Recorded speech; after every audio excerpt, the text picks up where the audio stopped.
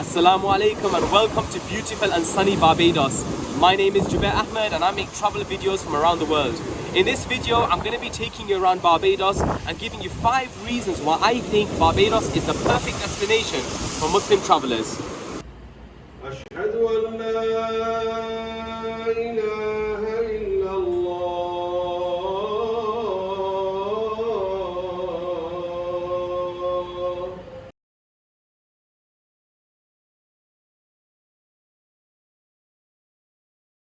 Barbados is actually steeped in Islamic history, and there's a lot of heritage here.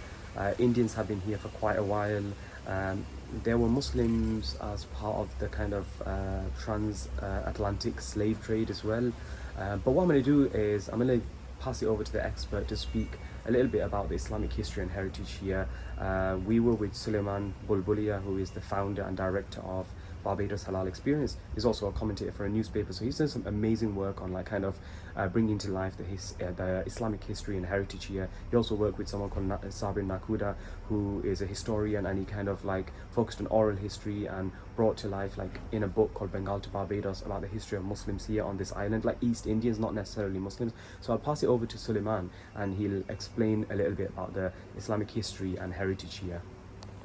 So Barbados has a long history of Muslims presence in Barbados. So the most recent history will be those that came from the Indian subcontinent, starting in the early 20th century with Bengalis who came around 1910, 1913, and then the Gujaratis who started to come around 1929.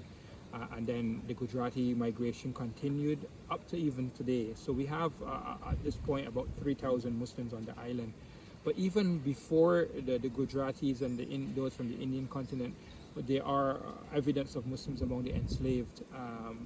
That needs to be, more work needs to be done on that, more research needs to be done on that to bring out those stories. But we know that there have been Muslims among the enslaved in the Americas. It's estimated that 30% of those enslaved brought from West Africa were Muslims. So it is quite possible that there were Muslims among the enslaved in Barbados. And there is some evidence of that so far that we have found, and we're going to do some more research. But even before that, there is historians who tell us, and that is a growing body of knowledge now, that there were the presence of Africans and Muslims before the Europeans came in 1492.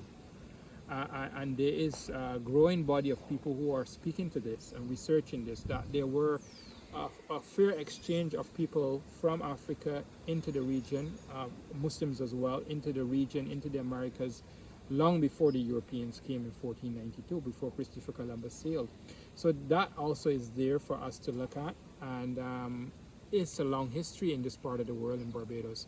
But our recent history, as I mentioned, the East Indians who came from India and settled here, they were very strong on their faith, especially the Gujaratis, and they built the masajids and they built the madrasas and they established businesses. And today we benefit from that foundation that they created. So we now have 4 or 5 main mosques, and then we have a number of smaller ones.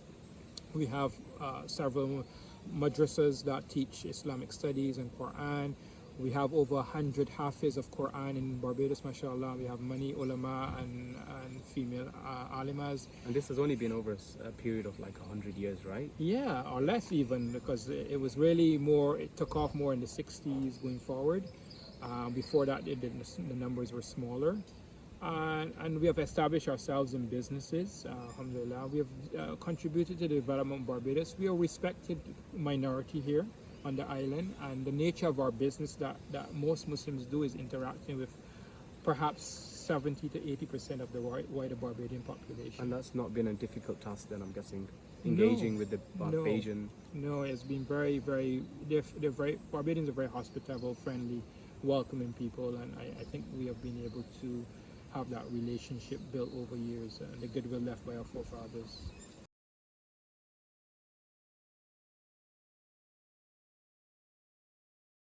So halal food is widely accessible, but before you think about halal food, I highly recommend you think about trying the fish here, the seafood here. There are all sorts of fish here. You'll have access to marlin, you'll have access to mahi, kingfish, swordfish, lobsters, all sorts of stuff. And one place I highly recommend you go to is a place called Oystins, which is, every local will tell you to go there. But if you're looking for meat and you're looking for chicken, there are several options. So there are quite a few like halal certified establishments that you can order from. They normally have like menus that they can send out to you. You can visit them on Instagram. You place an order and then you go and pick it up. Some of them are only open on certain days, some of them are open all days. With some of them, they actually set up businesses in their own houses where you can actually travel to the house, place an order, travel to the house and actually sit outside under kind of like an umbrella and eat there, or you can take it home with you. So there are quite a few options. The other thing you can do is there are quite a few local cooks that will cook up like maybe local like Indian curries and things like that, and they can actually deliver it to your house. It works out quite affordable as well. But there are quite, like I said, there are quite a few seafood options here, and when Muslim travelers do come here, I highly recommend you try the seafood options. There are some top places that you can visit like Masala Grill, which they are open in a certain Sunday market every Sundays for lunch, I believe. You can even place an order with them on Friday, Saturday, Sundays. There's Seema's Grill, I think it is, which is really good. I've tried the burgers and it's top notch, and the buffalo wings as well. So definitely recommend going to Seema's Grill House, I think it is. They are located in Bridgetown. There's also Grillers, and they have a page on Instagram and Facebook.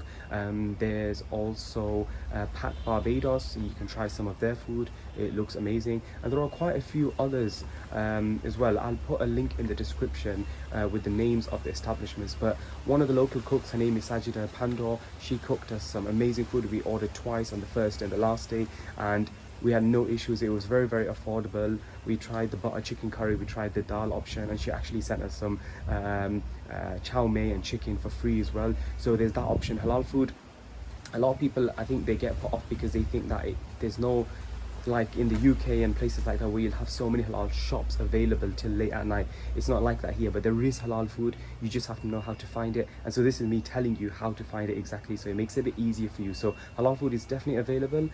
You just need to know where to look. But I highly recommend, if you do come here, then you follow the link in the description, and that kind of gives you an idea of where you can order from, how you access these places, how you contact these places and things like that. So hopefully when you do come to Barbados, you won't have any issues finding halal food.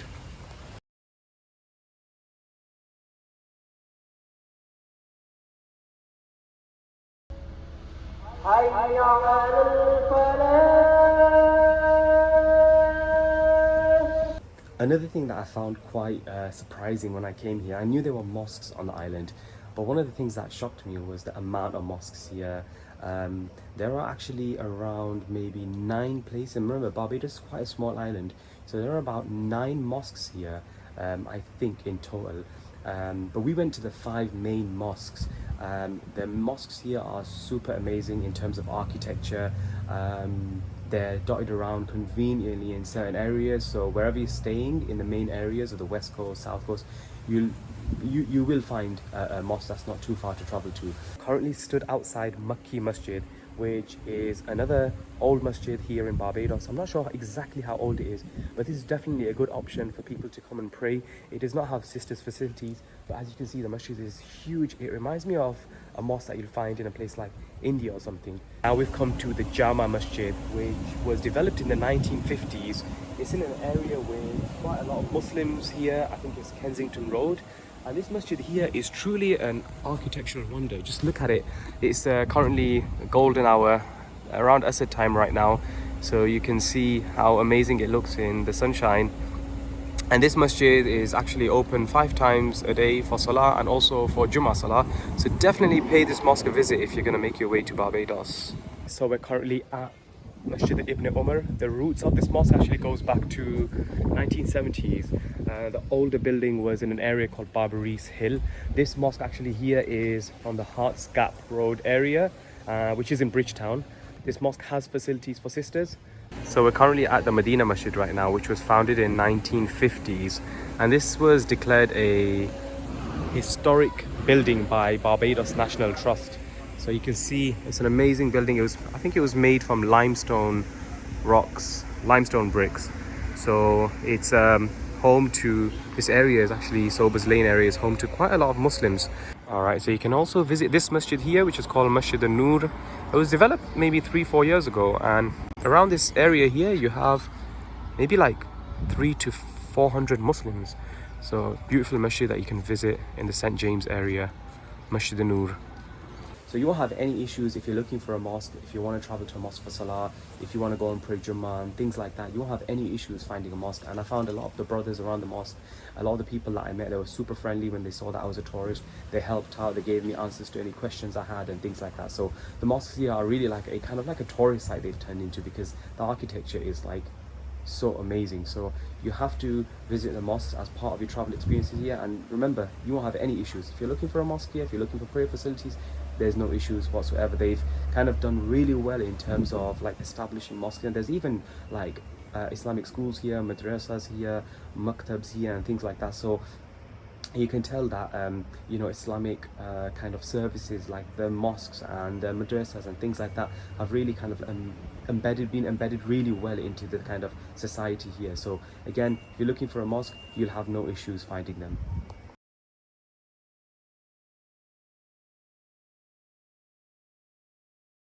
One thing that's really pleasant when you come to Barbados is you won't have any issues finding a good sizable Muslim population.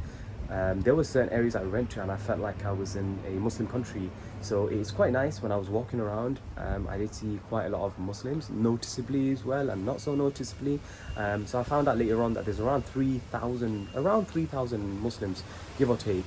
So what I'm going to do again is I'll pass it over to Suleiman, who will explain a little bit about the current Muslim population here in Barbados. What about Muslims today, in terms of the existing Muslims today, the population, or if a Muslim traveller comes here, what can he or she expect from meeting Muslims today? Well, that is what we are building out, because it's an experience that we want a Muslim traveler to have. And I know that Barbados is known for its beautiful beaches and sunshine, Of course. but not all Muslims want to spend the whole day on the beach, right?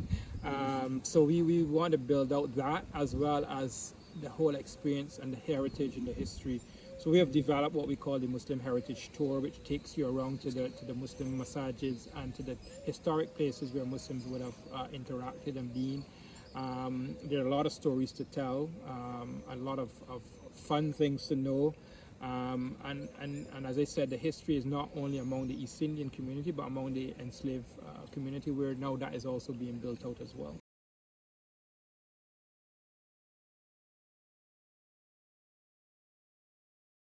I think one of the best things about Barbados is that it's in the middle of nowhere, it almost seems like. And because of that, you'll have access to like miles and miles of unspoiled, pristine beaches and coastline. And I think that's great for Muslim travelers, because if you're looking for a really quiet spot, private spot, you won't have any issues with that. So you can access so many parts where you like travel around, drive around, whatever it is, you'll find there are certain spots. I mean, not certain spots, quite a lot of spots actually, where you could just sort of like have all to yourself. There were some times that we went to certain beaches and there was literally nobody there, virtually nobody there, so we were by ourselves. So it's quite nice for that reason. So I think for Muslim travelers, if you're looking for that privacy, that kind of you know, yeah, the privacy without any kind of distractions or anything like that, is really amazing for that. And a lot of the locals have told me as well that that's one of the reasons they love living in Barbados. If they want a experience on the beach where it's kind of like nobody else there, they won't have any issues. You just drive up a little bit. If there's somebody on one beach, you'll drive up a little bit and you'll have access to like unspoiled, quiet, pristine beaches with like clear crystal waters and, you know, white sand, and superb for swimming, and the water condition is like amazing, warm waters, very kind of calm waters, especially on the west coast. So definitely when it comes to spending time in Barbados in terms of on the beaches, for Muslim travelers, if you can look for privacy and things like that, you won't have any issues.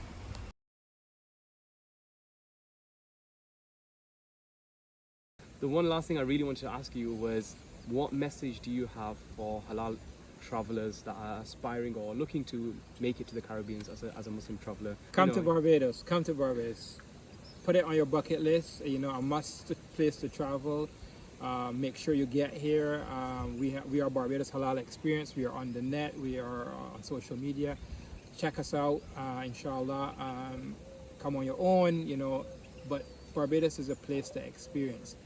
A lot of people around the world have Barbados on their bucket list. Why can't Muslims have that as well? And you will have a good experience. And inshallah, it will be spiritual as well. You know, it's not just about fun and tourism and so on. It's spiritual as well. We connect with Allah subhanahu wa ta'ala here in Barbados as well.